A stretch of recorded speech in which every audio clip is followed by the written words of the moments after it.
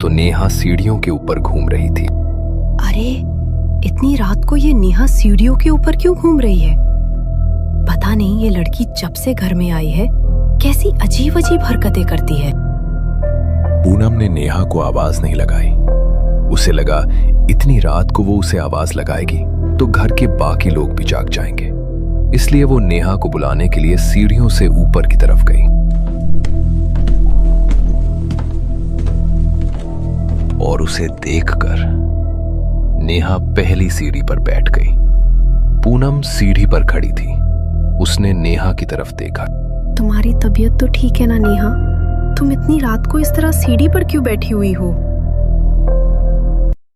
क्योंकि मुझे यहाँ से धक्का देकर तुम्हें मारना है। क्या? ये क्या बोल रही हो तुम? इससे पहले कि पूनम कुछ समझ पाती, नेहा ने उसे सीढ़ी से धक्का दे दिया। सीढ़ियों से गिरते हुए पूनम जोर से चिल्लाई, मगर उसके चीखने की आवाज से घर में किसी की भी नींद नहीं खुली, जैसे वो सब किसी सम्मोहन भरी नींद में सो रहे हो। पूनम का सर निचली सीढ़ी के कोने से जाकर टकराया और उसके सर का मांस फट गया। उसका खून पूरे फर्श पर फैल गया। जमीन पर उसका खून देखकर नेहा भयानक तरह से हंसने लगी। वो दौड़ती हुई नीचे की तरफ आई और पूनम के सारे खून को पी गई।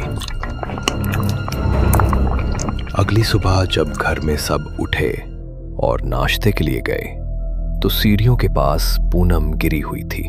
उसके आसपास खून की एक बूंद भी नहीं थी, इसलिए उन्हें लगा कि पूनम बेहोश हो गई है। मगर जैसे ही माला ने पूनम को उठाने की कोशिश की तो उसके चेहरे की हालत देखकर वो जोर से चिल्लाई। उसका चेहरा और पूरा शरीर बिल्कुल सफेद पड़ चुका था और सर का मांस फट चुका था। पूनम, ये क्या हो गया तुम्हें? पहले अंजलि और अब पूनम, इन दोनों की मौत सामान्य नहीं है। आखिर हो क्या रहा है हमारे घर में? जब से ये नेहा इस घर में शादी करके आई है तब से मनहूसियत साथ में लेकर आ गई है।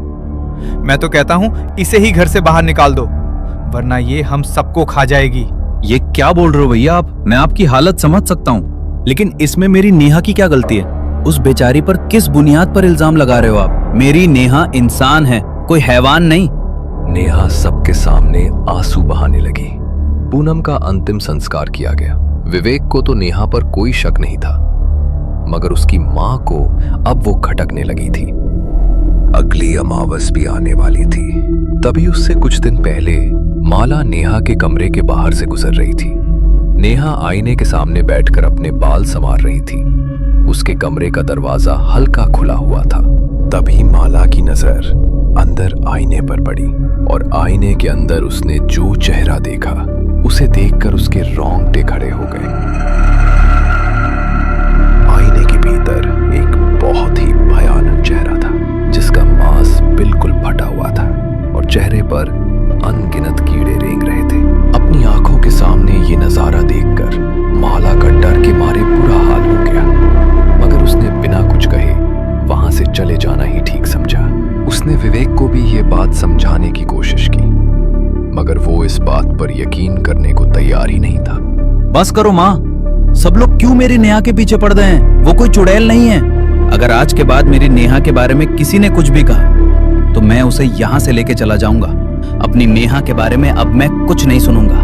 विवेक कुछ भी सुनने को तैयार नहीं था और आखिरकार ऐसी बातों पे यकीन करना बहुत मुश्किल होता है। लेकिन कभी ना कभी कुछ ऐसा जरूर घटता है जिससे इंसान को सच्चाई नजर आ ही जाती है। विवेक गहरी नींद में सोया हुआ था। तभी अचानक उसकी नींद टूटी। उसने बिस्तर पर देखा तो नेहा उसके बगल में नहीं थी। उसे लगा कि शायद नेहा पानी पीने या बाथरूम गई होगी, मगर जैसे ही उसने अपनी नजरें घुमाई तो नेहा खिड़की के पास खड़ी थी और बाहर की तरफ लगातार देखे जा रही थी।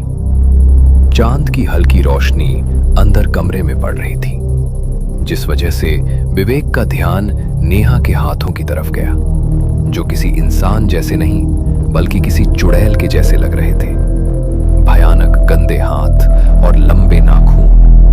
विवेक को अपनी मां की कही हुई बातों पर यकीन होने लगा। लेकिन वो बेहद बुरी तरह डर चुका था। इसलिए उसने अभी कुछ ना कहना ही ठीक समझा और अपनी आंखें बंद करके सोने का नाटक करने लगा। अगली रात अमावस की रात थी। हेलो माँ, नेहा अभी तुम्हारे आसपास तो नहीं है ना? नहीं बेटा, मैं अपने कमरे में अकेली हूँ। बोल क्या हुआ? उस दिन तुम नेहा के बारे में मुझे जो बता रही थी, शायद वो सब बिल्कुल सच है। क्योंकि कल रात मैंने भी कुछ ऐसा देखा जिसे देखकर मैं अपनी आंखों पर यकीन नहीं कर पाया। मैं तांत्रिक बाबा के पास जा रहा हूँ और आज इसका निवारण करके रहूंगा। मेरी नेहा पर जो भी बुरी आत्मा हावी है, आज उसका अंत होकर रहेगा। बस तुम इस बारे में किसी से भी जिक्र मत करना। विवेक फुल स्पीड में अपनी गाड़ी भगाते हुए एक तांत्रिक बाबा के पास गया जो शमशान में बैठकर कोई क्रिया कर रहे थे। वो विवेक को देखते ही समझ गए कि वो किसी बहुत बड़ी परेशानी में है। तू तो मुझे किसी बहुत बड़ी परेशानी में लगता है। तेरे परिवार के ऊपर कोई बहुत बड़ा खतरा मंडरा रहा है और ये सब तेरी पत्नी के आने के बाद शुरू हुआ है। हाँ बाबा, बिल्कुल ठीक कहा आपने। मेरी पत्नी के ऊपर कोई बुरी आत्मा हावी हो गई है। आप ही उसका निवारण कीजिए। उसकी वजह से मेरी बहन और मेरी भाभी भी मारे गए।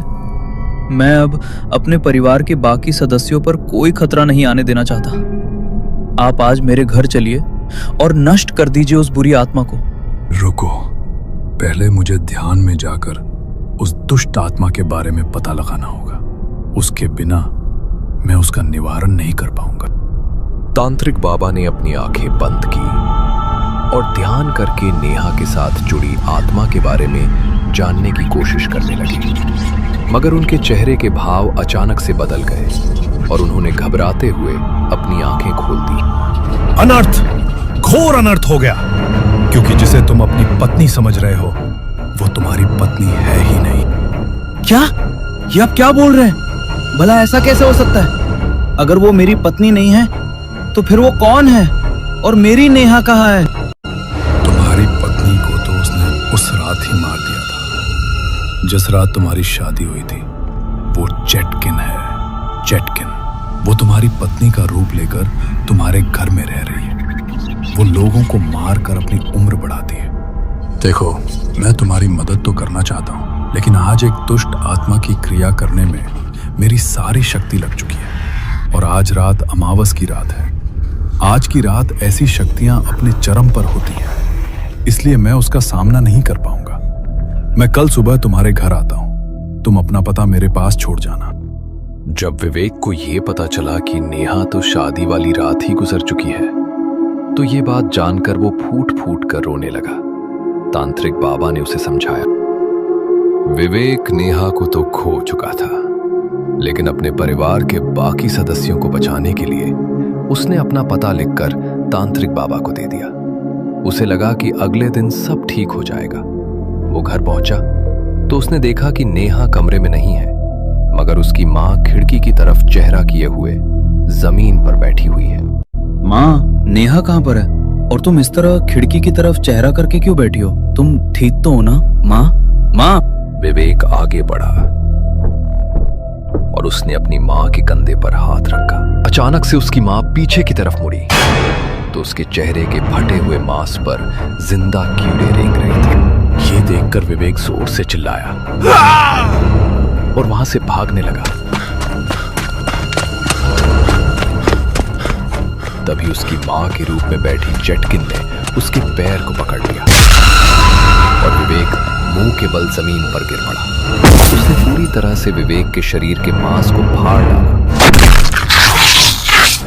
और उसके शरीर का सारा खून पी गई। विवेक की दर्द भरी चीखें पूरे घर में गूंज उठी। उसकी चीखों की आवाज सुनकर उसका बड़ा भाई कार्तिक दौड़ता हुआ वहां आया। अंदर का नजारा देखकर वो भी बुरी तरह डर गया। तभी चेटकिन उसके ऊपर भी हावी हो गई और उसने घर के आखिरी सदस्य को भी बुरी तरह नोच कर मार डाला। नेहा की एक गलती की वजह से चेटकिन ने उनके पूरे परिवार को खत्म कर दिया। कहते हैं कि चेटकिन अंधेरा होने के बाद सुनसान जगहों पर लोगों के आने का इंतजार करती है और उनके जानने वालों की आवाज में 3 बार उनका नाम पुकारती है। अगर 3 बार आने वाली आवाज पे कोई पलट के पीछे देख ले या उसकी बात का जवाब दे दे तो वो उसे मारकर उसी का रूप धारण कर लेती है और अंत वैसा ही करती है जैसा विवेक के परिवार का हुआ।